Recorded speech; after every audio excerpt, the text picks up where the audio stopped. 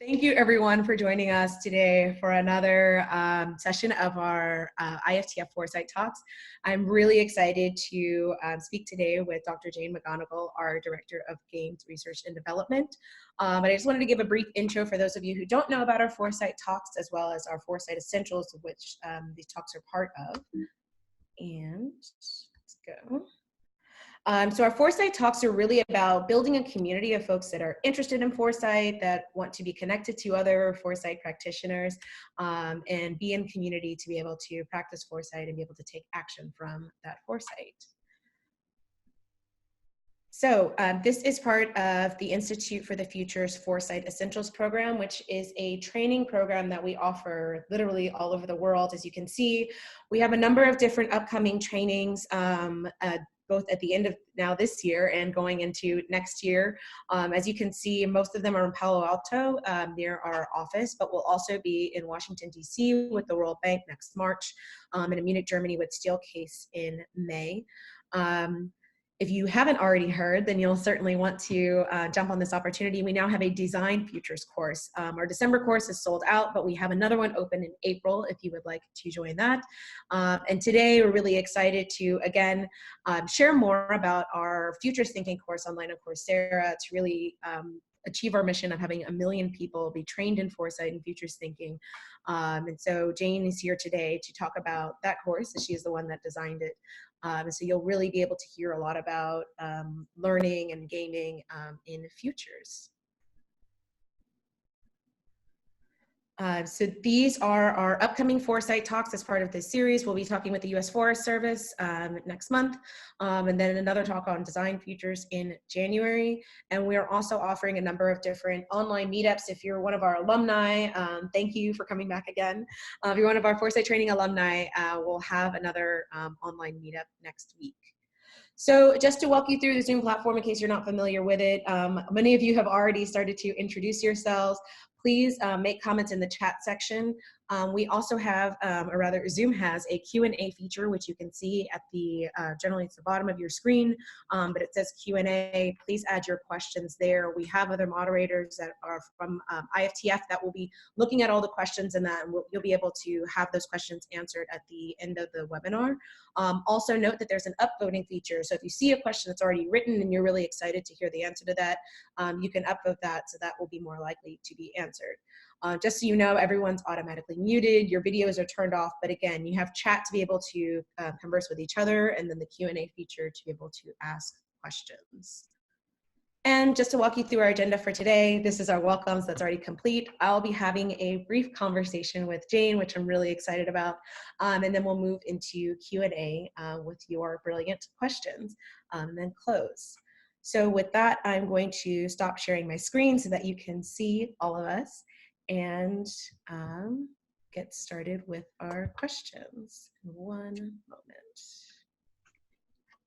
So Jane, tell us more about the Coursera project that you're leading for IFTF.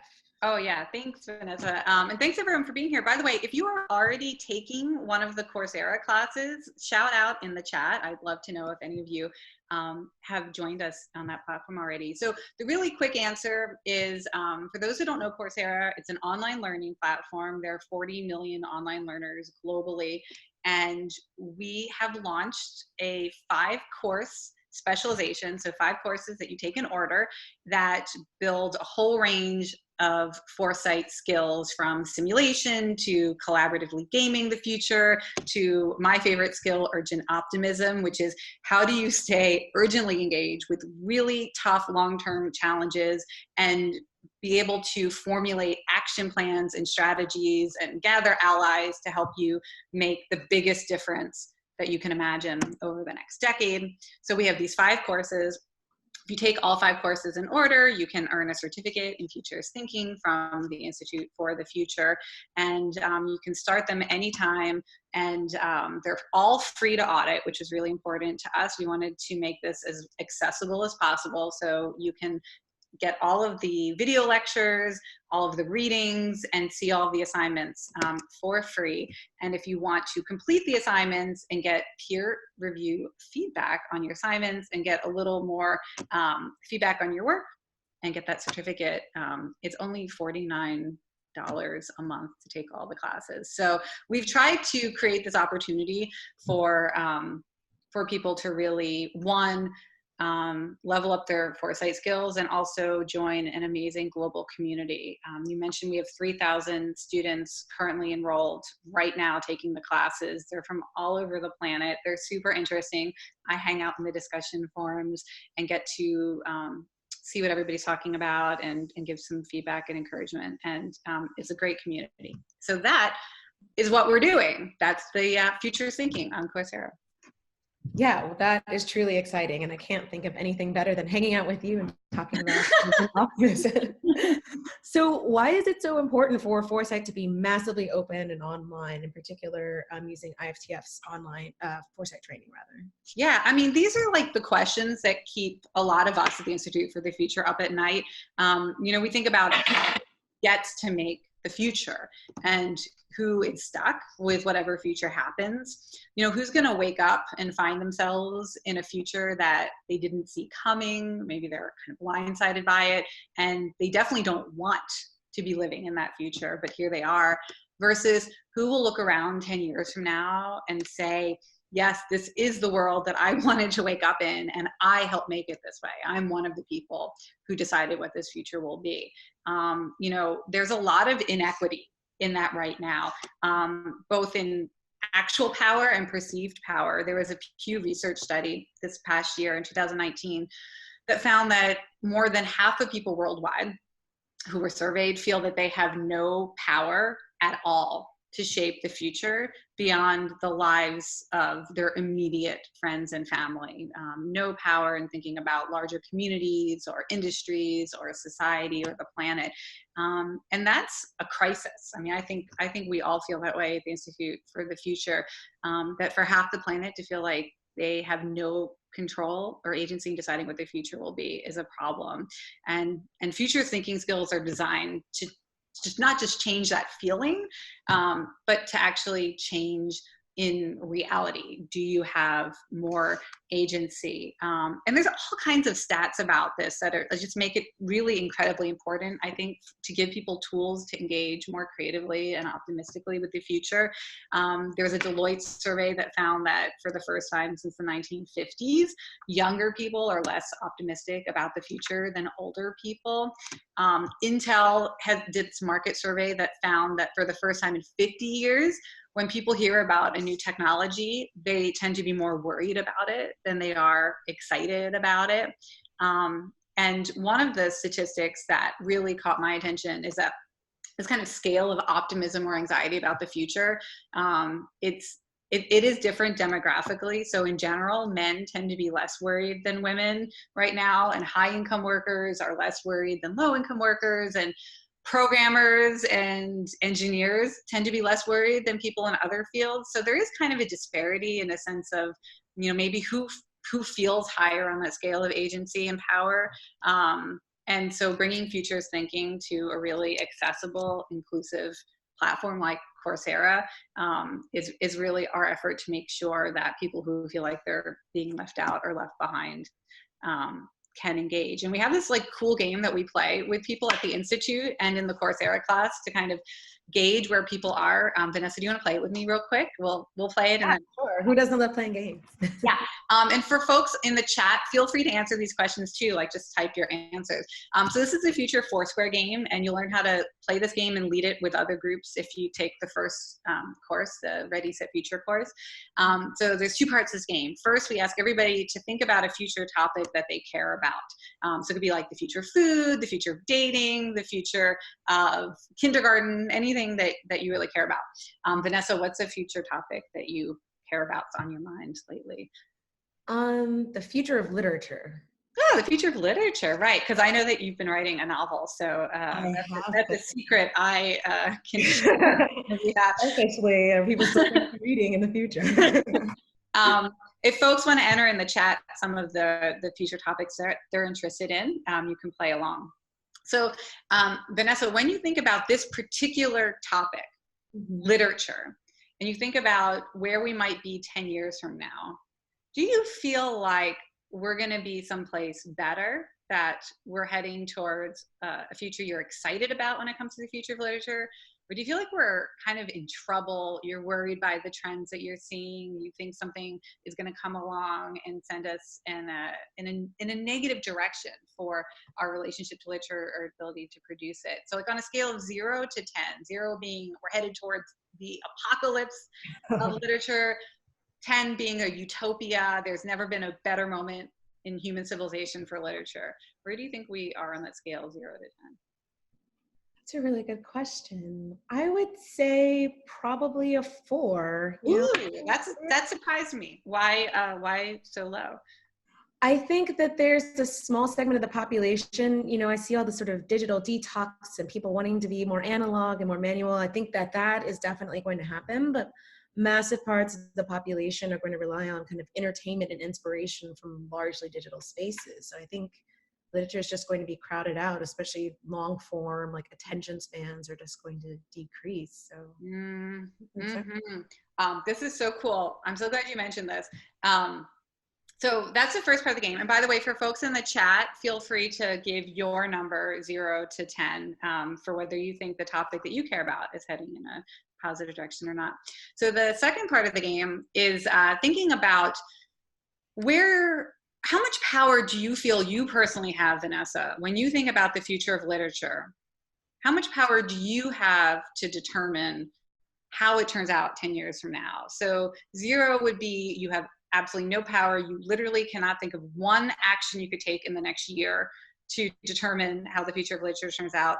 10 would be you are the most powerful person on the planet, you godlike powers, what you think will become reality. Personally, how much power, where would you put yourself on the scale of 0 to 10? I think probably a 6, God, like there's some things I could be doing. I wonder about the scale of it, but I think that there are things that, outside of my immediate circle, certainly that I could do, such as publishing my book. Okay, right. So as a writer, you feel like just by practicing the act of literature, you're putting out into the world the future you would like to see. So that's really cool. Everyone in the chat, feel free to share your number. So what we do is we actually create a 4-square where we have 2 axes of both whether the future is getting better or worse, and then that's the x-axis, and then the y-axis is how much power do you have, and it kind of puts you in 4 squares based on whether you think, yeah, I think the future is getting better, but I'm just along for the ride. How can I get more engaged in helping take advantage of the opportunities that are coming around to make things better? That's one of the squares you wind up in. You can wind up in the square where things are getting terrible and I have no power. That's a really terrible square to be in. We really want to drag people out of that if possible. You can feel like things are going in a terrible direction, but there's things you can do. It's kind of nice to be in that square. You wake up every morning with like a fire in your pants to like get out there and do something. And then of course the 4-square where we see a lot of, people running companies or founding schools or doing really actively involved, leading large organizations. They're in square 4. They believe that the future can be better and they are actively involved in doing that. But depending on where you land in the squares, there are different tools that might help move you up that chain of optimism or up the chain of power. And the 4 courses that follow the introduction in our Coursera specialization are designed to really intervene depending on which square you're in. So that's kind of a secret that you don't find out until you finish the first course. But you can play this game, and then depending on which square you're in, you can get kind of fast track to tools or to one of the other courses that really fits you. And I'll give you an example, Vanessa, if you're curious. I have to Google something really quick to get the name of this company. But one of the things that we do, to move people up the scale of agency is we connect them with signals of the future. So as you know, and as a lot of our folks here in the series knows, right, signal of the future is an example of some change that's already underway that could really make a difference in how the future turns out. And it kind of gives us an idea, helps us imagine how the future could be different. And I have a signal for you about the future of literature, Vanessa, that might make you move from a 4 to a 5 on whether it's getting better, or maybe from a 6 to a 7. There's a new startup from the former CTO of Cisco, Padma Warrior, one of the most influential women in technology. Her startup is called Fable, and it's on the future of reading. And she is starting a new platform to make reading easier to fit into your life. And it's based on literature. They want to provide, classic storytelling, new forms of storytelling, but they want to make it like a kind of self-care that you can engage in every day on your mobile devices. So that's one of the things that we're doing with Coursera in creating this global community of futurists, is as we talk to each other and like, what topics are we interested in? How are we feeling, optimistic or worried about the future? We can connect people with signals that might help them find, people to talk to, opportunities to connect with, new things to learn about that can kind of move us. We're all trying to move to that square of number 4, where we feel like we're making the future better. It's headed in the right direction, and we're in charge. I love that. Well, I will have to check out Fable have a better future of reading. Well, great. So, we're talking about online courses and taking action. So you're an expert in game design, game psychology, and obviously it's a huge part of your online courses. Tell us more about that. Like, why should we game the future? Yeah, I mean, it has to do with 2 things, really. Why I think gaming is such a good framework for thinking about the future. The first has to do with the psychology of being a game designer. And the second has to do with the collective intelligence that game communities form. So, before I was a futurist, I was a game designer. I found my way to the Institute for the Future because they asked me to come and give a talk about the future of games.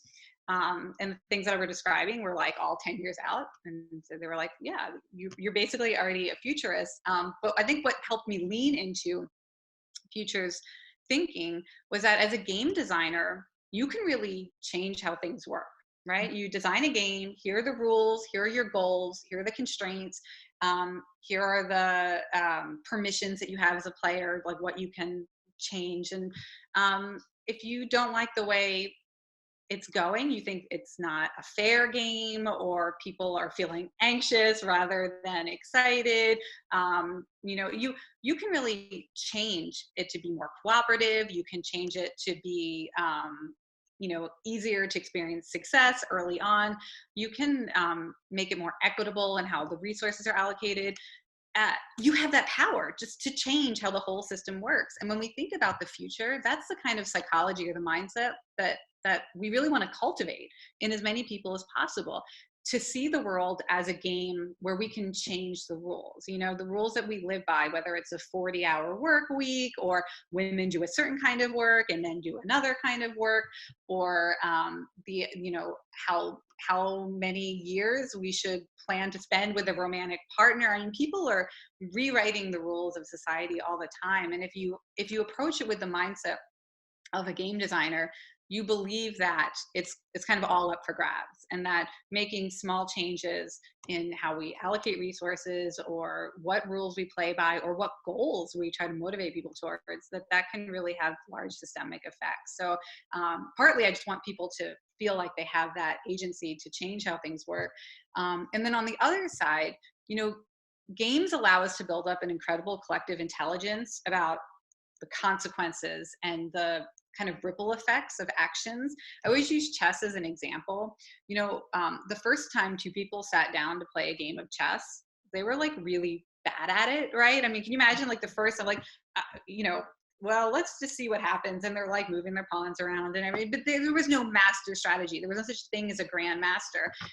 It took many people sitting down at the same game board, trying to solve the same problem over years and decades and centuries.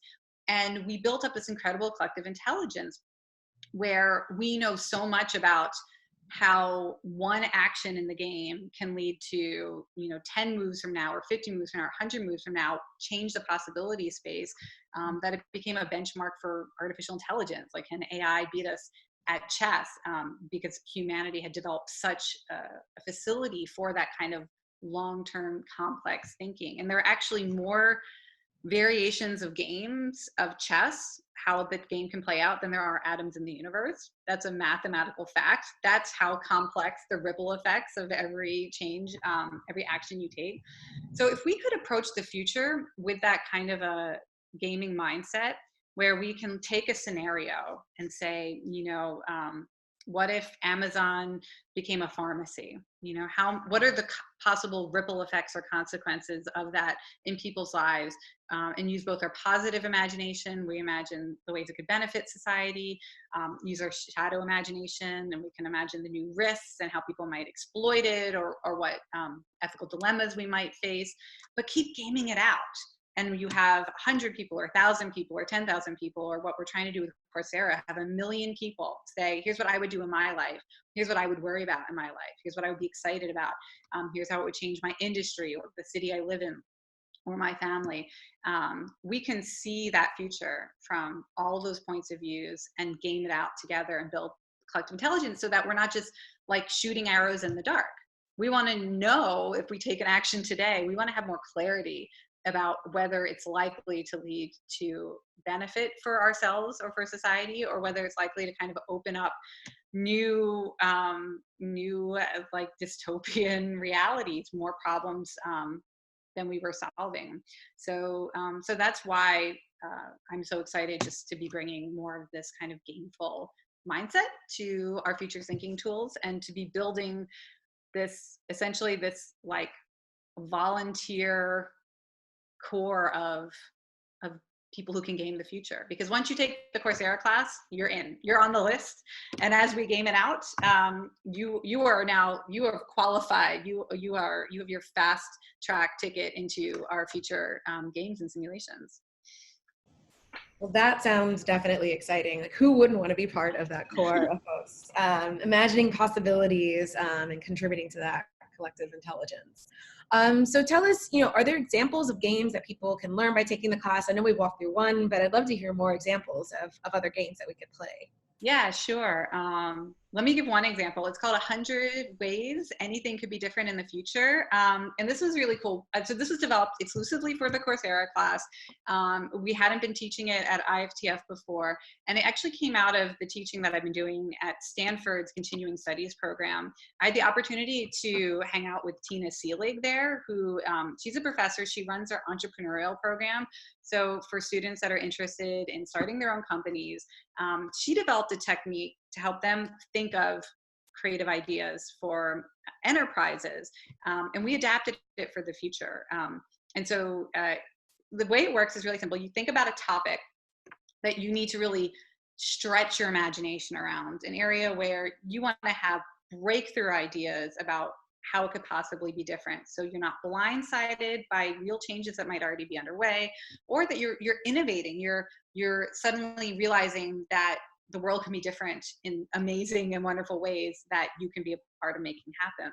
So the first thing you do, you pick a topic. I always like to use shoes as an example, because like literally every person on the planet has an experience of shoes. And the first step is to list 100 things that are generally true about that topic today. So you would list 100 things that are true about shoes. And I like to do this in groups because you'll see when you start, it's very hard to come up with 100 things that are generally true about any topic. I'd never on my own ever been able to get like maybe close to 50, but I mean, my brain just dies. So you want to do this in big groups. And so there's no fact that is too obvious or too simplistic to put on your list. So you might say shoes. You generally wear only one pair at a time. Shoes. Most people own more than one pair. Shoes, you generally have to buy them. They're not freely distributed. There's no like public utility of shoes. Shoes. What else is interesting about shoes? You take them on your feet. Yeah, you wear them on your feet, right? You take them off when you go to sleep at night, right? So you list 100 things that are true about shoes, and then you and everybody gets to kind of pick one or two of the things that are generally true, and you try to flip it. So you don't have to have a good explanation for why this could be true in the future, but just say basically the reverse version or an altered version. So in the future, shoes are free. We flipped the idea that you have to buy them. So in the future, 10 years from now, all shoes are free. Or you might say, in the future, we wear our most people wear their shoes to bed at night. In the future, you only own one pair of shoes. So then now you've created a list of 100 things that sound crazy, right? And people know, if they've been to the Institute for the Future, they know we've got that big mantra on our window, that the most useful statements about the future should at first seem ridiculous or first seem absurd, because that's how we unstick our minds about what's possible. So you come up with these absurd statements, and then one at a time, you work your way through trying to imagine, first of all, what would this mean? Like, flesh it out. What is a world in which we only own one pair of shoes like, and how did we get there? And the challenge is to use your futurist skills. So, for example, signals, if you've been collecting signals of change, or looking at drivers of change, the kind of big forces that are moving society in a particular direction, kind of using signals and drivers to make sense of these totally absurd statements. So we did this with a group recently. You were at our 10-year Forecast conference, Vanessa, co-hosting. And so somebody immediately yelled out, in the future, shoes are free because they're provided to you by health insurance companies. Because in the future, shoes could have sensors in them, and we're already seeing sensors be built into shoes that could track things like how far you're walking. It could track your weight. It could track your gait, which is a good sign of like health as you're aging, the sort of balance of your gait, the length of your step. It could check to see if you're, from your GPS, are you in areas where there's like higher air pollution or lower air quality? So you get all this data that would help preventively care for people. So yeah, you're just going to get your shoes for free because your insurance company is going to want to have that data take care of you. Or maybe a company like Amazon or Google is just giving out the shoes for free because they want your data. So that's an example of thinking of signals. We already know shoes are going into sensors. We already know that there's, products are often now given for free, like social media platforms, because people want to extract our data. So maybe that would be true for physical goods in the future. I really like the idea that in the future we might only have one pair of shoes because there'll be a changing culture of consumption as we kind of downgrade lifestyle to adapt to climate change and the resource constraints of the planet. That would be kind of seen as gross to have a closet full of shoes, that it would be seen as like obscene almost in a way. Most people will only want to have one pair of shoes at a time. Or why would we wear shoes to bed at night? We had at our 10-year forecast somebody from the Red Cross who specializes in disaster management, evacuation during wildfires. And he was saying the number one piece of advice he gives to people is not to have like an earthquake kit or that the number one thing you need to do is have shoes by your bed, because the number one injury after an earthquake or an evacuation is people in their bare feet stepping on broken glass or hurting themselves because they don't have shoes on. So I could imagine a future in which maybe in certain areas of the world, there's so much climate disruption that we just start sleeping with our shoes on, because this idea that at any time we may need to evacuate. Now that's a dystopian future. So you can see like a lot, you can come up with futures that you would be excited to make or futures that you would be nervous about. But playing this game, it's like amazing how much you can unstick your mind about what is possible. Yeah, well, I think that all of us are feeling that our minds are already starting to slowly unglue from everything that we've known to be true about the world. By the way, Vanessa, can we add a challenge to our attendees? I have yet, in thinking about this one, to be able to come up with a only wear one pair of shoes at a time, or we wear shoes on our feet. Does somebody want to, if anybody has an idea for, we wear two pairs of shoes at a time. Like what is going on in that world? Or we wear shoes on our instead of our feet? If you have a plausible explanation for that, maybe a signal or an idea to share, this would make me the happiest. If we get that before we're ending today, I would be literally the happiest person that any of you will see today if we get a good idea for that. Overshoes for rain. Okay, right. Yeah. Yeah. Apparently people already do this. I live in California where currently we don't have weather. maybe in the future. Yeah. Okay. Great. I know, Vanessa, you and I have so many things we could talk about, but if you wanted to, keep Yeah, talking. I just had one last question, and then also wanted to tell everyone that's on the chat, like, please, if you haven't already added a question using our Q&A feature, please do that because we're about to get to Q&A. But just to wrap up, as I said before, IFTF has this amazing goal of getting 1 million people trained in futures thinking and joining this amazing core of urgent optimists. So what do you hope is going to be the epic win that's going to come out of 1 million people harnessing collective intelligence to be able to? Right. There's a few big goals we have. Let me name two of them.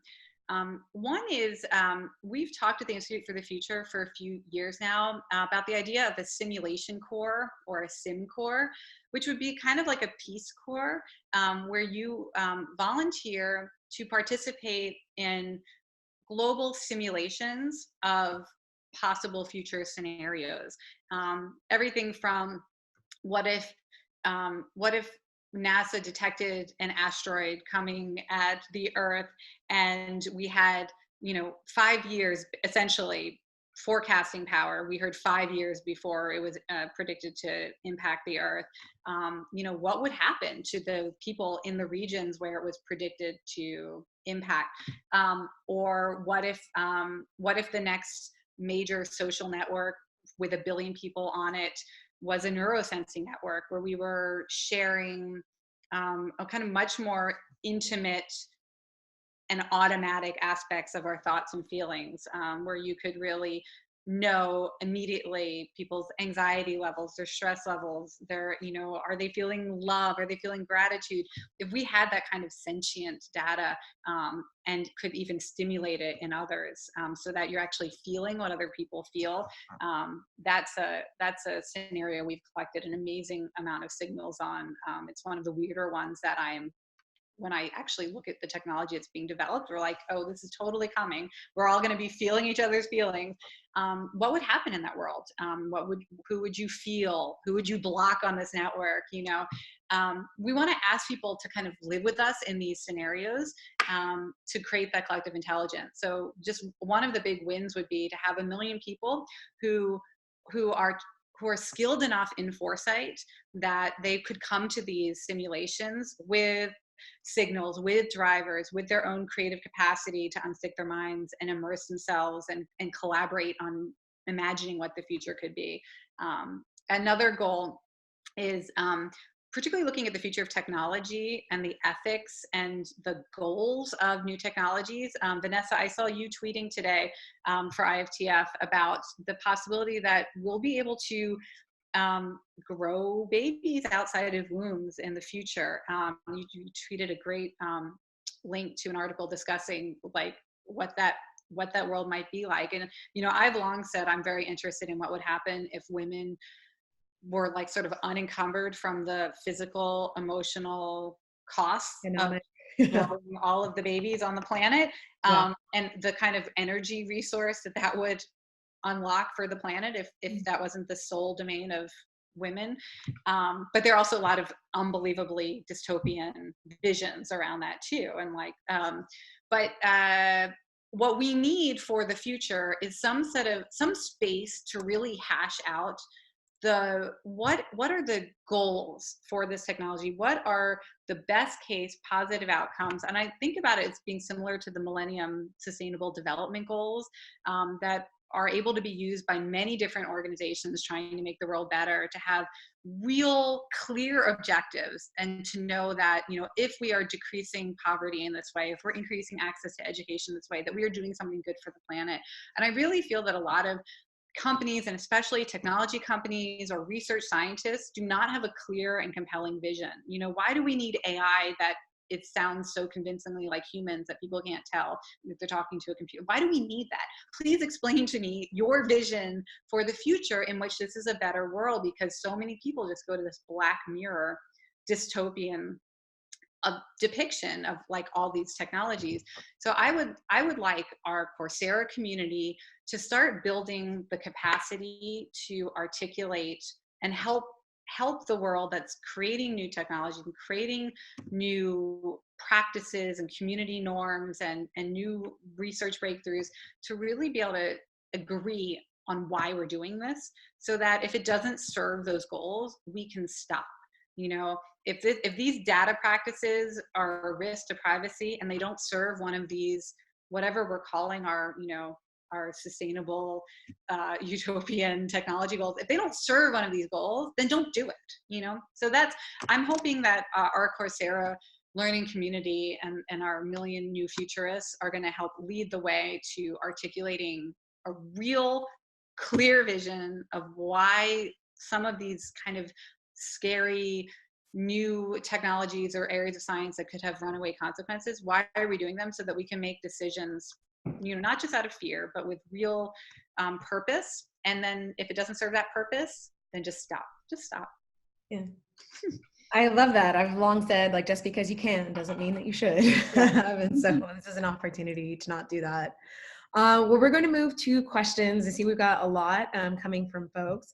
And so one from Rob, how do you approach choice architecture in creating a game that that is intending to achieve lasting behavior change and driving positive user outcomes outside of the game itself? So kind of how do you have an enduring effect on behavior outside of the confines of the game? Yeah, that's a great question. I mean, the most transferable experience from gaming, like when if you look at the research literature, the one thing that is most transferable is the experience of getting better at something that was initially difficult for us. So the kind of architecture that I try to focus on is asking people to do something that will intentionally be frustrating, hard, and, you know, impossible the first time you try it.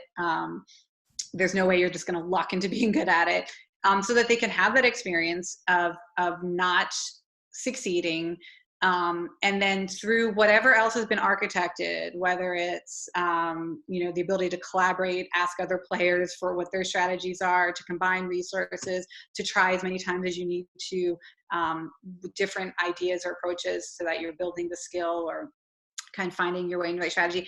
I like to give people the opportunity to improve, so that they've had that experience of, just because I'm not good at something the first time I try it doesn't mean I never will be, right? And there's a neurological architecture that underlies that confidence, that the self-efficacy, that, you know, how much effort will your brain allow you to put into a new challenge or a new problem, before you give up. And so there's been really great research to show that people who habitually engage with new games, who are constantly exposing themselves to games that they are not good at, will stay engaged with real world problems longer before giving up, even when scientists diabolically design the problem to be completely unsolvable.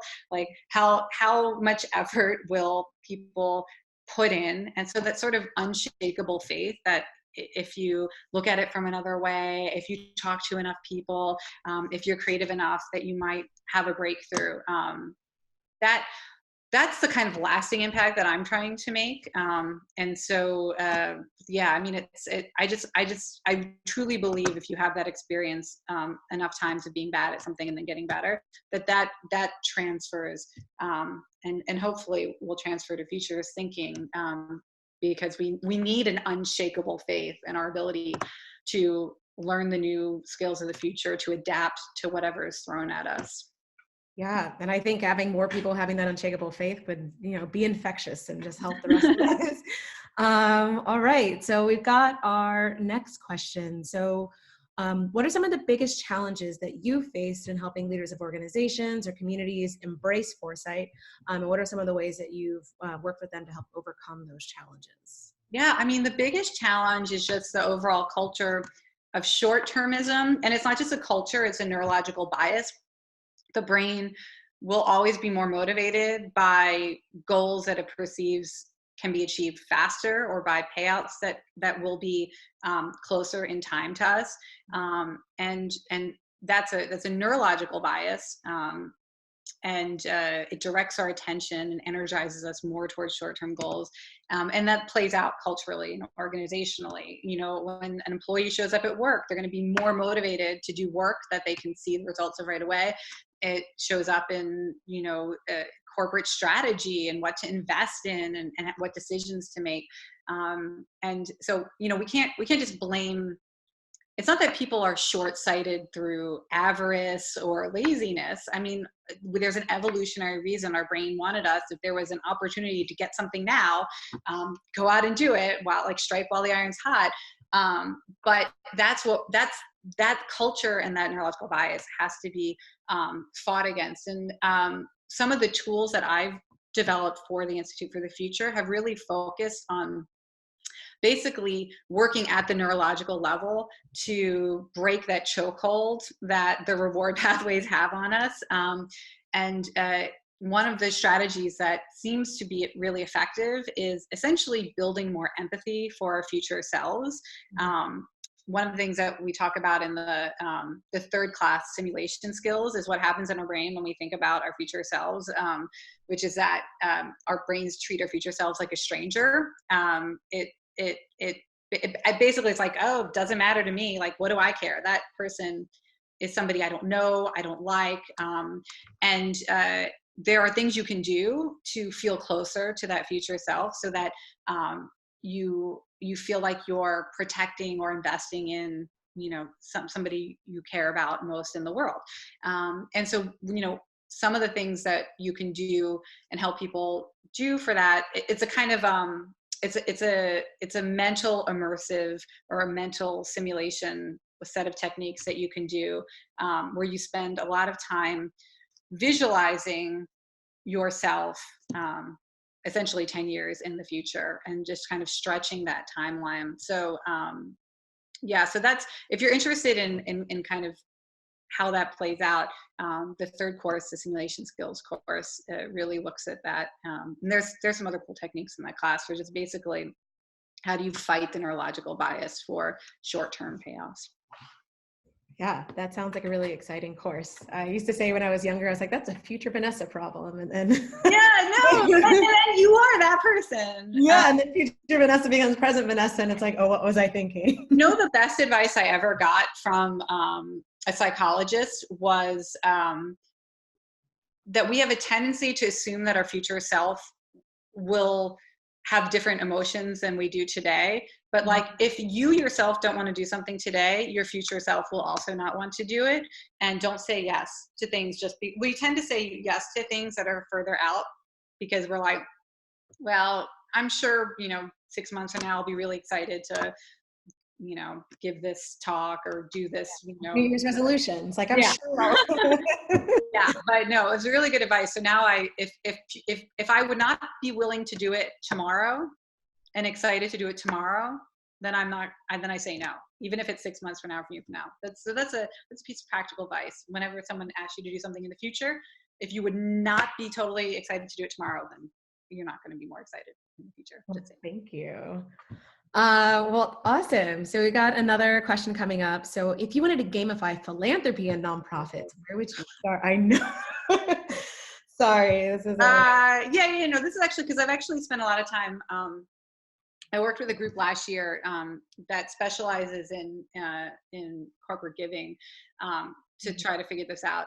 To me, the thing that's missing, well, one thing that's missing from the ecosystem is the ability to quickly see the impacts of our actions. So this is the same neurological bias.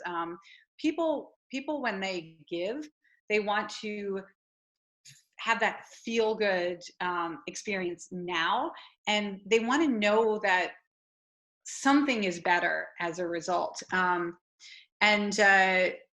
It can be really hard with certain kinds of philanthropy to either know specifically, who did I have a positive impact on? You never get that information. Or, you know, I donated to this research group. Did they ever make any research breakthroughs? I mean, you kind of get, all that you have is that vague feeling of, I feel good because I gave.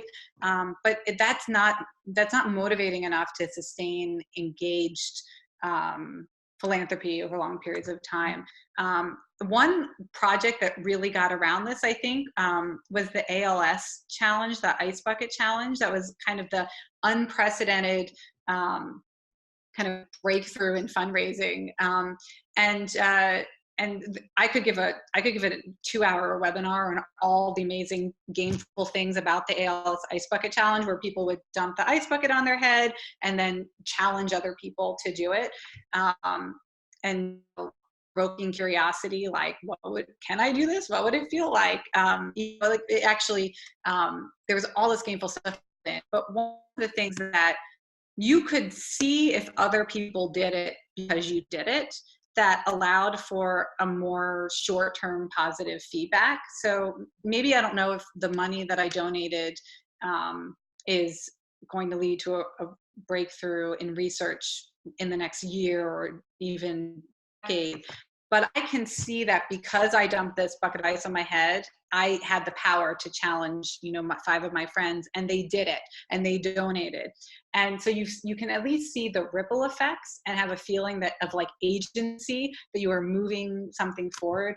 So I think just trying to find opportunities for you to experience a win and a sense of your own power and agency faster in the like sort of feedback cycle is really important.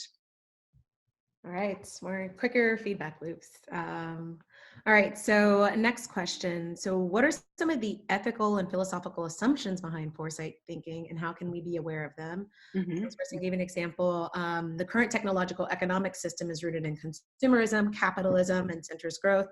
So they're seeing that this set of tools could be an extension of it, possibly unintentionally, and also gave another example of the conflation of happy experiences with longer term satisfaction and meaning. So kind of interesting. How do we uncover these sort of deeper assumptions behind foresight thinking? Yeah, that's really interesting. I mean, I'll tell you the biggest ethical risks that I grapple with in my work, which is a little bit different from what you suggested, and then maybe I can dive into those 2 examples too. The biggest ethical risks that I see as a direct result of futures thinking work is that we know that every time you vividly imagine a possible future event and you really like simulate it in your mind, and you could see it and feel it, you rate that future as more likely to happen. And that's because you start to create memories of the future. So it becomes easier for the brain to simulate it and conjure up that possibility. And the more times you imagine it, the more kind of ingrained it becomes kind of baked into your brain's worldview. So it's literally easier to call to mind, fire up the neurons, and your brain says, oh, so easy to imagine, it must be possible, because things that are hard to imagine are literally hard to imagine. And there are ethical considerations for making people vividly imagine futures and then leaving them with that feeling that it's possible. We don't know the ramifications. This is something I would very much like to do longitudinal studies on.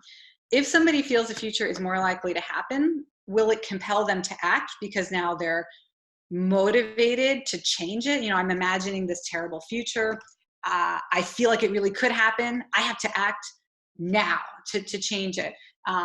Or if I can imagine a positive future, am I more likely to put in the effort? If I believe that it's possible for me to graduate high school. This is actually a real world example. This has been studied. People who start imagining graduation day from kindergarten onward in socioeconomically disadvantaged communities are more likely to graduate. We think it's because they believe it's really likely that they will be on graduation day getting a diploma. And so it's not hard for them to invest the time and energy because they believe it's a likely outcome. Mm-hmm. Whereas people who feel like, oh, I don't know, will I graduate? Like, even if I try, they might be less likely to stay engaged. So on one hand, believing that a future is likely, maybe this is a positive impact. But on the other hand, if you believe something is likely to happen, will you be demotivated? you know, what's the point in trying? It's definitely going to happen. Climate change is coming. What dystopian, apocalyptic climate change is coming. I feel demoralized. I feel anxious. I feel pessimistic. Or I'm imagining this great future. It seems totally likely to happen. I'll just sit back and relax because it's coming. Like, no matter what I do, we don't know the full dimensions of when I run a simulation and get people believing that a future is real or not real, possible. Have I changed their intentions? Have I changed their motivation? Have I changed the action that they will take? To me, that's the biggest. I mean, it's a clear ethical dilemma, and we don't know enough to really know the impact that we're having. The other issues that you raised are really great and juicy. Certainly within the Institute for the Future's foresight work, we have really been challenging some older, more conventional forecasting techniques, which in corporate context were very much centered around where are the opportunities for growth in the future. And we certainly challenge the idea that there's going to be some, you know, unlimited, inevitable trajectory of growth. We do spend a lot of time considering alternative models and alternative futures to that. So that's important to make sure that the methodologies, as you say, are not overly influenced or constrained by a particular economic view or political view. And in terms of, you know, long-term happiness and all, I mean, all of that, we're very much engaged in thinking about it. And, you know, I welcome any and all ideas and innovations and ideas for studies to how we can better assess what our impacts might be and to do this work in a more ethical manner. Yeah, I would be truly excited to learn more about that too. You know, I know that we've had at IFTF a lot of conversations about science fiction and social fiction, and sort of when we create these narratives and stories of, you know, science fiction of kind of a largely dystopian like impact of like technology on our world versus social fiction where we're kind of imagining our societies being more positive, better, more equitable. I do wonder, you know, how much does that have an effect on our are there an impulse to act or impulse to remain paralyzed and frozen?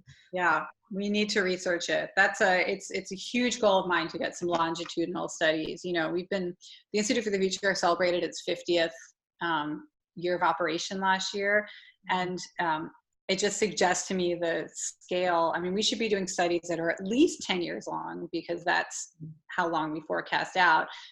We should follow people through the 10-year cycle to see when we wind up in that future, you know, have people taken actions that might have been influenced by what they were imagining 10 years ago, and maybe even a 50-year longitudinal study. I mean, that's the scale that futures research needs to operate on. Yeah. All right, 50-year scales. Just as we talk about 50-year scales, so 50 years out, just want to ask one last question.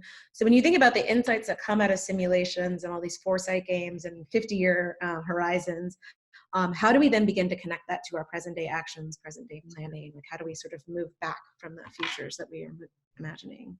Yeah, I mean, this is really tricky, because what I truly believe is the most direct impact that these simulations are having is that for each individual participant, it's increasing the likelihood of that participant engaging directly with the issue in the future. You know, I know when we had 10,000 high school students participate in the simulation of neurosensing social networks, my expectation is that those 10,000 students are more likely to apply for jobs that are in that domain, or read a news story about research in that domain, or have a conversation with a friend or family member about it. As it starts to actually become commercially available, they might be more likely either to adopt it or to express a strong opinion about it. I know for sure that it increases the likelihood of not being a passive bystander around that scenario. And I say that with confidence because we've seen that in the past. You know, when we ran a game on CubeSats, like small, tiny personal satellites into space, we had a few thousand people who basically to this day, like it's like the never ending stream of emails and social media messages I get from people who participated in that. Whenever they see a CubeSat like story or headline, they're like, whoa, did you see this? Like it just becomes a part of you, and it's something that you feel hailed by and can participate in, whether it's conversation or starting a company or advocating for a certain possibility. So to me, it's up to each individual. I don't generally try to run a simulation and then say, here's what we learned and here's what we as a society should do. And maybe we should do that. And maybe people who take the gaming class, the collaborative foresight class, will decide that that's how they want to innovate. They want to like, no, we've learned from the simulation. Here's what we need to do. My approach has been that for each individual participant, they will decide what they learned from the simulation, and they will decide what levers to try to press, or what conversations to start, or what companies to start, and have it be it's this massively diverse reaction based on what people felt when they experienced that future, or the insights and foresights they had about whether this is a future they want to accelerate or a future they want to mitigate. So generally, I try to kind of leave that in the hands of participants and to provide tools for people to take action. Now, Vanessa, you actually teach in our Urgent Optimism class, you teach the Action Roadmap tool, which is a tool for, now that you've seen a future that you want to prevent or you want to make, what do you do in the next 24 hours, the next week, the next month, the next year, the next 3 years, 5 years, to make them more less likely. So putting those tools in people's hands. Also, we have a pledge to make the future at the end of the specialization. That's a really cool kind of public commitment to taking a concrete action and being held accountable by your community to doing it. That's what I like to do at the end of a simulation. You know, you decide, you make sense of what you experience. And then if we have 1,000 or 10,000 people empowered to do what they believe is right based on what they simulated, that's what makes me excited. And it's why we don't like publish findings like, great, we learned this. And I mean, if you've seen our games, we don't tell people what to do based on our simulations. We let the participants who live that future lean into the actions that they want to take. All right. Well, thank you so much, Jane. Like, I really enjoyed this conversation, and I'm sure that I'm seeing in the chat that a lot of you have really enjoyed this as well. We're coming to a close, so I just wanted to share a quick little bit of information so that all of you can see. As you can see, here's Jane's email address, my email address. I'm also a research director at Institute for the Future. I did teach the Action Roadmap tool, and so really excited. You guys will see me on video if you take those courses and learn about that tool. But also, hopefully, we'll see you again at our upcoming Foresight Talks that we have in December. As I mentioned, we'll have David Bankston from the U.S. Forest Service, as well as Jason Crabtree on December 11th. That's a Wednesday at 9 a.m. Pacific time. Hopefully, all of you will be able to join us. And as I'm sure many of you saw in the chat today, you'll get an email sharing resources that we might have mentioned today, as any other follow-up information. And again, thank you for joining us. Jane, thank you, all of us, for joining us in this chat and all your comments and all of your questions. And excited to see you in Coursera, hopefully, and building a better future together. Yeah, thank you so much. I'm reading through the chat comments now. I'm going to read through the whole transcript. Thank you, everybody who made your voice heard today. This was a super fun group. Thank you. Okay, thanks. All right, bye, everyone.